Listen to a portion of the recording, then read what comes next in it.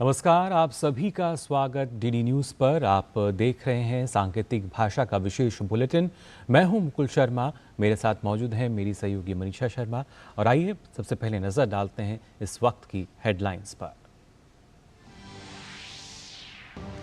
उत्तरकाशी में 41 श्रमिकों ने 17वें दिन फिर देखा जिंदगी का उजाला। श्रमिकों के परिवार ने मनाई दिवाली। सभी कर्मवीरों को मिलेंगे 1-1 लाख रुपए। श्रमिकों की सुरक्षित वापसी पर विश्व भर से बधाइयों का तांता।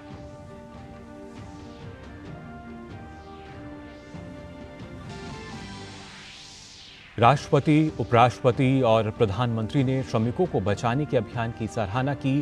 पीएम ने श्रमिकों से बातचीत कर अभियान को बताया मानवता और टीम वर्क की अद्भुत मिसाल।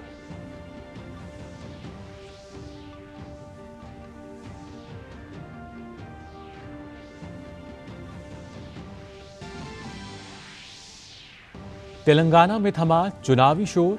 कल प्रचार के आखिरी दिन सभी दलों ने लगाया जोर। 119 सीटों पर कल होगा मतदान। हैदराबाद में आज और कल बंद रहेंगे शिक्षण संस्थान।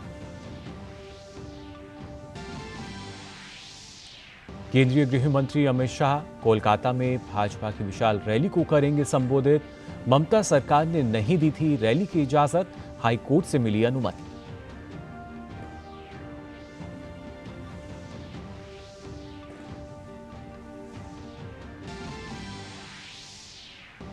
हमास ने संघर्ष विराम के 5वें दिन 12 बंधकों को किया रिहा। इजराइल ने भी 30 फिलिस्तीनी कैदी किए रिहा। फिलिस्तीनी दूत ने स्थायी संघर्ष विराम की वकालत।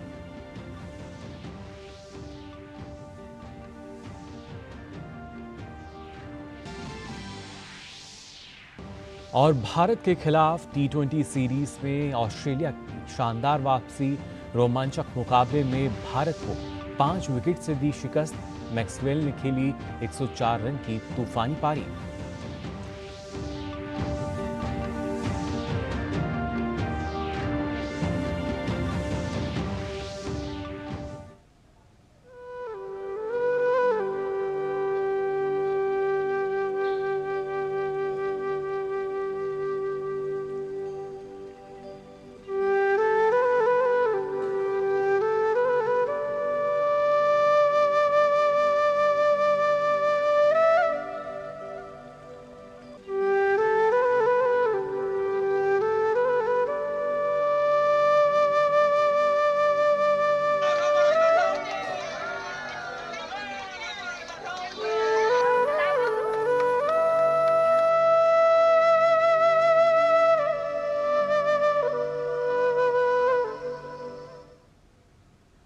और आइए अब खबरें देखते हैं इसी से संबंधित। जी हां, उत्तरकाशी के सिलक्यारा सुरंग में 12 नवंबर से फंसे सभी मजदूरों को कल 17वें दिन सुरक्षित बाहर निकाल लिया गया।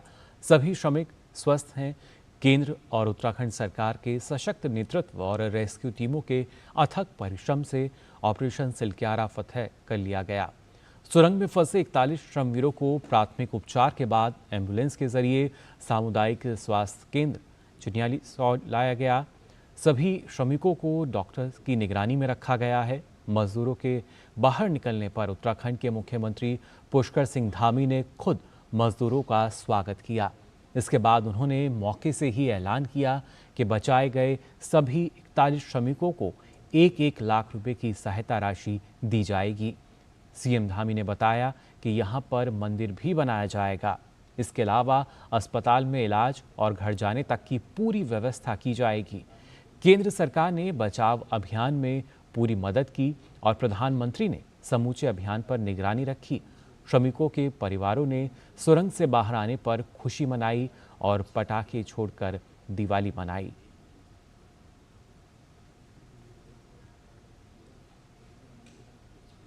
प्रधानमंत्री नरेंद्र मोदी ने उत्तराखंड के सिलक्यारा सुरंग से सकुशल बाहर निकाले गए श्रमिकों से फोन पर बातचीत कर उनके स्वास्थ्य और कुशलक्षेम की जानकारी ली। और उनका हौसला भी बढ़ाया।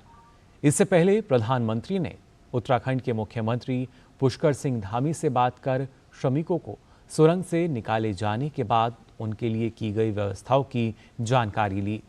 वहीं बचाव अभियान के लिए श्रमवीरों ने प्रधानमंत्री मोदी का आभार जताया। इससे पहले प्रधानमंत्री ने उत्तराखंड के मुख्यमंत्री से सफल बचाव अभियान पर बातचीत की।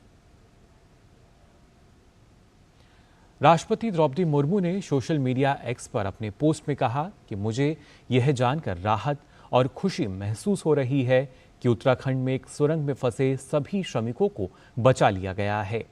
बचाव प्रयासों को बाधाओं का सामना करना पड़ा। 17 दिनों से अधिक तक मजदूरों को पीड़ा सहनी पड़ी। यह मानव सहन शक्ति का एक प्रमाण है। मैं उन टीमों और सभी विशेषज्ञों को बधाई देती हूं जिन्होंने इतिहास के सबसे कठिन बचाव अभियान में से एक को पूरा करने के लिए अविश्वसनीय धैर्य और दृढ़ संकल्प के साथ काम किया है। वहीं उपराष्ट्रपति जगदीप धनखड़ ने एक्स पर पोस्ट करके श्रमिकों को सुरक्षित निकाले जाने पर खुशी जताई। उन्होंने कहा कि उत्तराखंड की सुरंग में फंसे सभी श्रमिकों के सुरक्षित निकाले जाने के बारे में जानकर अत्यंत प्रसन्नता हुई। उनकी 17 दिनों की कठिन परीक्षा ने मानवीय सहनशक्ति, बेजोड़ लचीलेपन और उनके साथ खड़े रहने की राष्ट्र की प्रतिबद्धता में अदम्य विश्वास को प्रदर्शित किया। इस चुनौतीपूर्ण बचाव अभियान को धैर्य और दृढ़ संकल्प के साथ चलाने के लिए समर्पित टीमों और विशेषज्ञों को बधाई। सभी श्रमिकों के स्वस्थ एवं सुखी जीवन की कामना करता हूं। प्रधानमंत्री नरेंद्र मोदी ने सुरंग से मजदूरों के सकुशल निकाले जाने पर सोशल मीडिया एक्स पर पोस्ट कर कहा कि उत्तरकाशी में हमारे श्रमिक भाइयों के रेस्क्यू ऑपरेशन की सफलता हर किसी को भावुक कर देने वाली है। टनल में जो साथी फंसे हुए थे उनसे मैं कहना चाहता हूं कि आपका साहस और धैर्य हर किसी को प्रेरित कर रहा है। उन्होंने कहा कि मैं आप सभी को कुशलता और उत्तम स्वास्थ्य की कामना करता हूं। यह अत्यंत संतोष की बात है कि लंबे इंतजार के बाद हमारे ये साथी अपने प्रियजनों से मिलेंगे। इन सभी के परिजनों ने भी इस चुनौतीपूर्ण समय में जिस संयम और साहस का परिचय दिया है उसकी जितनी भी सराहना की जाए वो कम है। उन्होंने कहा कि मैं इस बचाव अभियान से जुड़े सभी लोगों के जज्बे को भी सलाम करता हूं। उनकी बहादुरी और संकल्प शक्ति ने हमारे श्रमिक भाइयों को नया जीवन दिया है।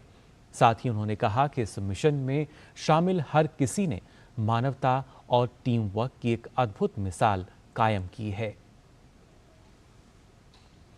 ऑस्ट्रेलिया के प्रधानमंत्री एंथनी अल्बनीज ने मजदूरों को सुरक्षित निकालने के लिए भारतीय एजेंसियों की तारीफ की है।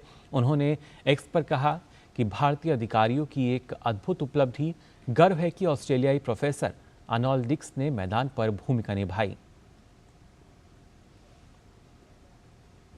तेलंगाना में विधानसभा चुनाव का प्रचार अभियान कल शाम थम गया।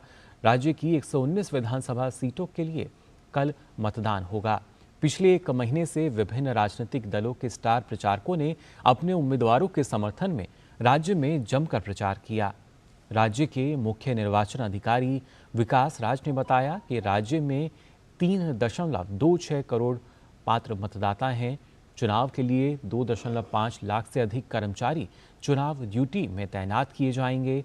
कल होने वाले चुनाव में बीआरएस प्रमुख और राज्य के मुख्यमंत्री के चंद्रशेखर राव, उनके पुत्र केटी रामाराव, तेलंगाना प्रदेश कांग्रेस कमेटी के अध्यक्ष ए रेवंत रेड्डी और भाजपा के लोकसभा सदस्य बंदी संजय कुमार, डी अरविंद और स्वयं बापूराव समेत 2290 उम्मीदवार चुनाव मैदान में हैं।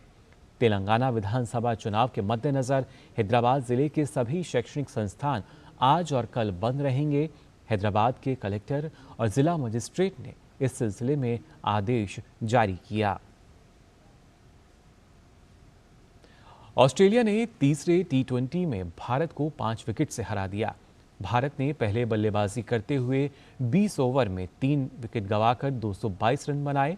ऋतुराज गायकवाड़ ने 57 गेंद में 123 रन की पारी खेली थी। जवाब में आखिरी ओवर में भारतीय टीम को 21 रन बचाने थे।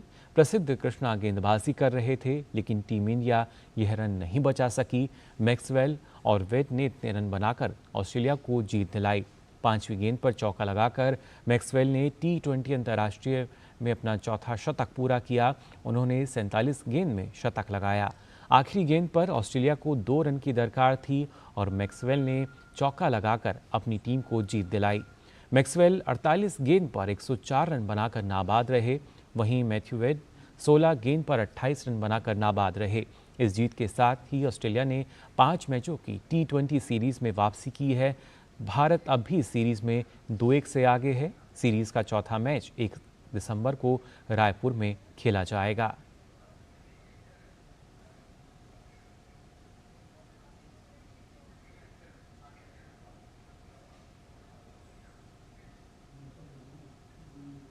विश्व के सबसे प्रतिष्ठित फिल्म उत्सवों में शुमार भारत के अंतर्राष्ट्रीय फिल्म महोत्सव के 54वें संस्करण का कल समापन हो गया। गोवा के श्यामा प्रसाद मुखर्जी स्टेडियम में इफ्फी 2023 के 54वें सत्र का समापन यादगार रहा।